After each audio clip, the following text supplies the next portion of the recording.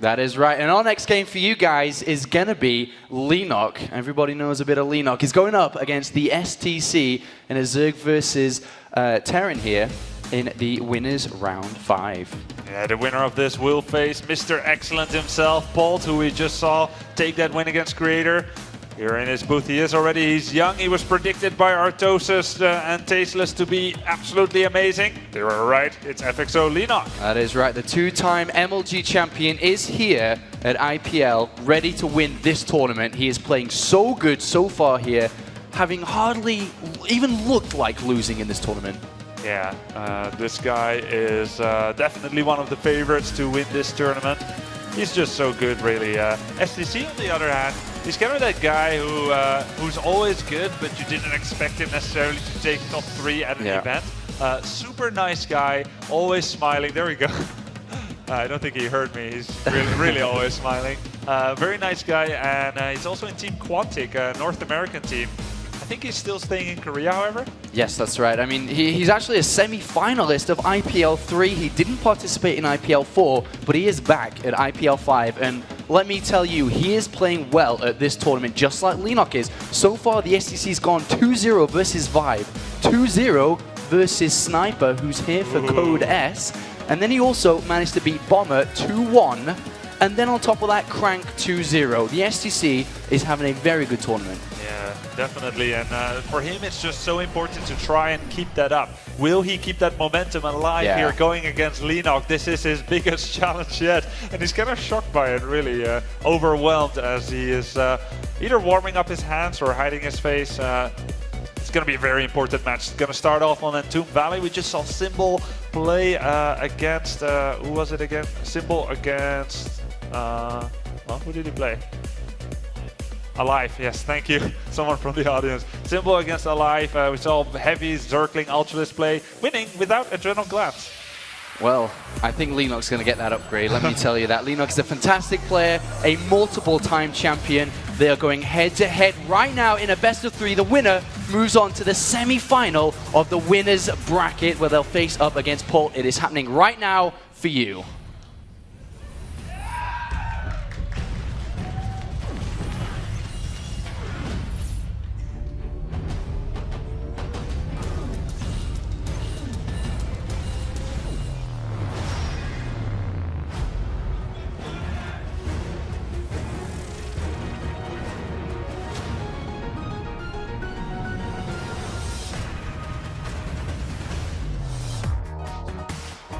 Welcome to IPL 5, Entombed Valley. All right, here we are on Entombed Valley between these two players up here in the top right. Everybody's little favorite Zerg. It is FXO Leenock.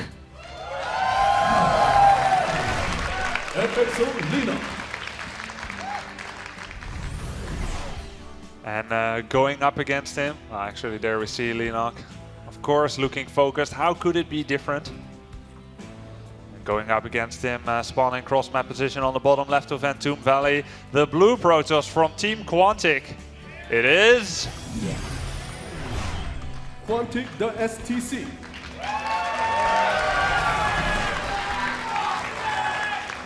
All right, well, let's see how this is going to shape out. The first map of this best-of-3 is going to be Entombed Valley. It is one of the more economy-focused maps of the map pool here. It is, you know, rather large. It is a lot easier to defend any kind of 2-3 base assaults with the use of the ramps. Of course, game directing here by Heaven Dom of GOM TV, a perfect observer, some may say. Yeah, I love that thing he does at the start where he zooms in and he spins like crazy and he always hits exactly the camera location that he needs to. What are your predictions for this one then, before we get really rolling? I think it would be amazing if STC won. And so do a lot of the fans think the same thing. 57% skewed in the favor of Leenock. Of course, this is, there we go, 58. Is rising. Of course, people can vote for this on IGN.com. If your prediction is correct, you will gain points. If you predicted the underdog to win, you will, and you were right, you will gain even more points for being clairvoyant.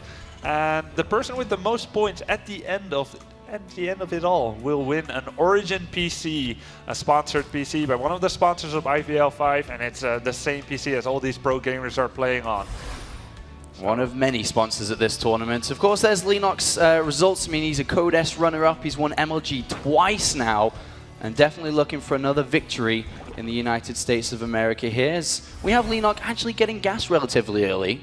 Not a direct sign of aggression, but it definitely could be. Yeah, when we saw this from Symbol before against Alive, it meant he got quick speed links, and then he transitioned to going for that Roach Baneling attack, which didn't work out at all. Alive defended it beautifully, but Alive wasn't as solid in the second and the third stages of that game, and somehow Symbol was able to come back from that early deficit.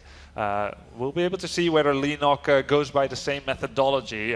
Does speed link first opening mean that he's going to go for Roach Baneling? Certainly it does not, but let's see if he wants to do that. Yeah, he's not mining too much gas. I think he took a couple out there. He's actually in there. No, he actually is in with all three at the moment, so we'll see if he is going to do anything. As you can see, he has roughly 120 gas per minute income.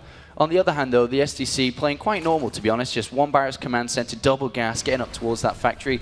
He does have a couple of Marines out there, as we now are going to see the reactor ready for that factory switch over. But very shortly, we're going to start to see some decisions made by Leenock.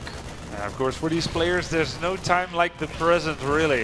They can't be thinking about the future or the past. It's all about this match. But when we think a little bit about what this match means, the winner of this match will, as Apollo said, move on to the winner bracket semi-finals, which means a guaranteed top 6 position in this tournament and a guaranteed $4,000 of prize money already, with a chance to improve, of course. That's a lot of money, but there's the decision from Leenock, and it's going to be a really fast layer. And when you get a layer this fast, there's just two options. It's either going to be A, layer for the Spire, or layer for the Infestation Pit. There are a couple of other ones, but then very less likely to actually happen. And with all the gases being taken here, definitely think we're going to have some Mutalisks enter the field very, very shortly. Yeah, I think those two possibilities are by far the most likely, way more likely than what I was thinking, which is a very quick 50 speed link Nidus network attack, which surprisingly enough doesn't work out that often at all, especially when I do it. But so, look at that, double factory with a potential of a tech lab coming down on it. We're going to have some blue flames here, Grubby. Yeah, he's switching out that barracks with the factory and will most likely, as you said, start that pre-infernal igniter. Infernal pre-igniter, actually.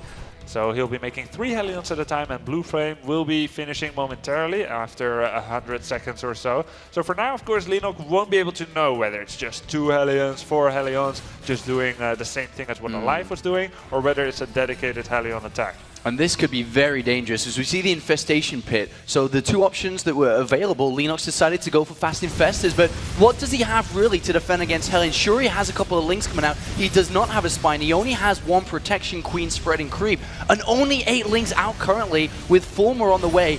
I think we're going to see Leenock in a lot of trouble very shortly. Yeah, I think you're right, Apollo. That's a nice bunker there, stopping that drone from building that hatch, which means that the Hellions can kill it. Very important move there. And for now, a lot of Zerglings have died already, which is forcing more Zergling production out of Leenock. And the Hellions are still alive, so nice job there by TheStC, who is saving up the rest of his Hellions down in his base. Yeah, but he can't wait too long, though. It's about as perfect as possible, isn't it? Yeah, he can't wait too long. If he moves out now, it would be good. If he moves out 20 seconds later, maybe bad. And he is about to move out, though. These 2 Hellions getting maximum amounts of damage here, bringing down a lot of links. And now the Blue Flame has been revealed. And now Leenock has to start to worry because these Hellions are making their way across the map. And they will enter the drone line. The Spinecrawler's coming down way too late. The Queens are not in position either. Uh-oh. And line them up. As these Hellions are starting to fry some drones. Nice moving away the drones there. The Zerglings are trying to cut them off. There's 4 Hellions here. There's 2 more Hellions coming in through the middle. And now he's frying those Zerglings. How many drones have gone down already? 17 workers have been killed already. That is a lot. 17 and 2 Hellions just walking to the main base. They are being chased down by a handful of links with a Queen in the main base as well. It looks like Leenock should be able to survive a couple more hits maybe without taking too much damage. A couple of drones do fall down on the ramp. The Infestors are finally out. But it's too late now to defend as the drone count has dropped to 33. Wow. 22 drones were killed by the TheStC. A magnificent start for him here in this first game of the best of 3. Yeah, that's an excellent strategy choice, is it not, Apollo, on this map where there's such a big ramp? I completely agree, and the tendency for a lot of Zerg players is to skip the Roach Warrior nowadays, so this build is always thrown in there in a best of whatever series, and it has amazing results, as we can see. Yeah, wasn't it Major against Hyun who kept using Hellions in the TSL4, and Hyun kept skipping that Roach War, and then was working so well for Major. You're very happy to see no Roaches when you're going that many Hellions. And now, as mentioned, the time of Hellions has been and gone, and unfortunately these ones are going to get thrown away, as the Infestors do spend 3 Fungals to destroy them all, but that's a worthy trade to protect his economy. But the TheStC, as we can see, is going over to take his new base. He is going to be playing mech in this game as well. Very nice, adding 3 factories, adding a Raven, going double armory upgrades. But in the meantime, you gotta hand it to Leenock, man. He's already back to 61 drones. So he recuperated from that drone loss quite nicely indeed. But TheStC, he's no slouch himself. He's already making a 4th command center. So playing very, very heavy economy there. And that's so good to back up that mech play. Yeah, oh, it really is. But as we see, there's a turret and a Raven. These Infestors, oh no, Leenock! Is he going to lose him? He has to turn around immediately here. He's going to launch Infested Terrans actually. And well, I guess that's a good decision considering there's nothing there. And he's going to do quite a bit of damage on that front door without losing the Infestors. Yeah, and these Hellions are going to try kill drones, but they're nicely burrowed. However, TheStC is using collateral damage, attacking that Queen, and the drones are going to die. Very nice. They're taking 3 hidden drones down without having to use a scan. And these Infestors continue to march forward here. These Infested Terrans just unanswered for at the moment. The TheStC, right in the middle of trying to get production, trying to get units up, has had to deal with this. And well, the turret had fallen. And these Infestors have made their way in. And Leenock's fighting back in this game as we see the Hive on its way, the Spire as well. Yeah, TheStC was trying to deal with those Infested Terrans as you should deal with the Playground Bully. Just ignore it and they will go away. That's right, and eventually they did, but here are some guys that won't go away. A lot of Lings spreading across the map, only 4 Hellions out. They should be enough to do damage eventually. And oh, that Infestor gets picked off immediately. Here come the Lings, and 2 Hellions are going to get surrounded immediately, and they will fall. And now Infested Terrans are being thrown down in the natural of TheStC. He's also losing SCVs and Mules there in that 3rd base. Leenock doing what he can to gain economic parity once again. Ooh. And that Infestor, well, both of them fall down as Leenock is about to pick off the Raven, and it does fall down. And despite Leenock taking so much damage early on, losing over 20 drones, he's doing extraordinarily well in this game, fighting back against the TheStC, who at this point, usually, you'd feel that he'd be unbreakable. Yeah. This is a completely unprecedented use of Infestors that I've ever seen. Of course, he's lost a lot of them, but we look at the units lost tab. It's actually TheStC who lost more here. 30 workers were killed by TheStC earlier on, but Leenock killed back 24. And he really reset the unit count of TheStC there, killing a Raven, killing a whole bunch of tanks, and just really delaying TheStC. And all Leenock's been really relying on in this game is simply energy from the Infestors. He's hardly had over a certain amount of aggressive units. He's been defending with the Infestors, he's been aggressive with them, and now he's all of a sudden got the Greater Spire on the way. The one thing that's been missing throughout this game clearly is upgrades, simply because he hasn't had the resources. Yeah. He's only had 1 Evolution Chamber down for the majority of the game, now having 2. And the Viking now going to go and scout. We'll eventually see the Hive here and realize what he's up against. And to be honest, we're going to have to see some Thor production and definitely some air production too, as the Viking now finally spots that Greater Spire. Yeah, that's a very important read there, seeing that Greater Spire. It's already coming after TheStC was building 2 additional factories, which will put him at a grand total of 7 factories. So in this particular situation, the starport is only just starting a reactor, and he's building the reactor with the starport. So that means, oh, nice fungal there. Yeah, really good clutch defense from Leenock. I mean, Vikings are still quite far away. Yeah, that's true. Then the Greater Spire is done, so Broodlords can start to enter the field very shortly. Nice supply deeper wall off to prevent these Lings from doing anything. They will scratch at the wall, but we shouldn't see too much damage done there.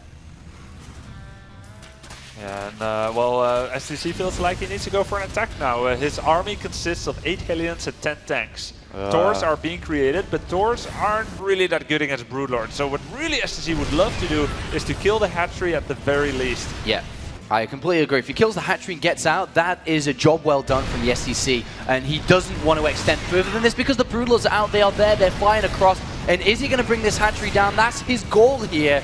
And he will get it? No, 61 hit points. Oh no, he unseats too soon. Oh, and these tanks at the back are out of distance, and with the Queens transfusing, the single goal of the TheStC with this assault has been warded away by Leenock. who keeps his hatchery alive and very easily can take a 5th base to the top left now as well. And that was rather unfortunate. There was a lot of resources. Rather unfortunate, yes, indeed. And also, note how STC was scanning that hatchery. There was no apparent gain for that whatsoever. Rather than just to kind of sit there, gape at the hatchery and say, no, so close. Because I don't think that scan had any real function rather than just to see what really happened there. And now the Broodlords are coming out right as the STC is trying to build an air force ready to deal with it. As we see the Vikings coming out 2 by 2, but there's only 5 Vikings against 7 Broodlords and 6 Infestors. But these 2 Hellions have sneaked their way in to try to do a bit of damage to what he wanted to kill off earlier. But the Infestors. Wow.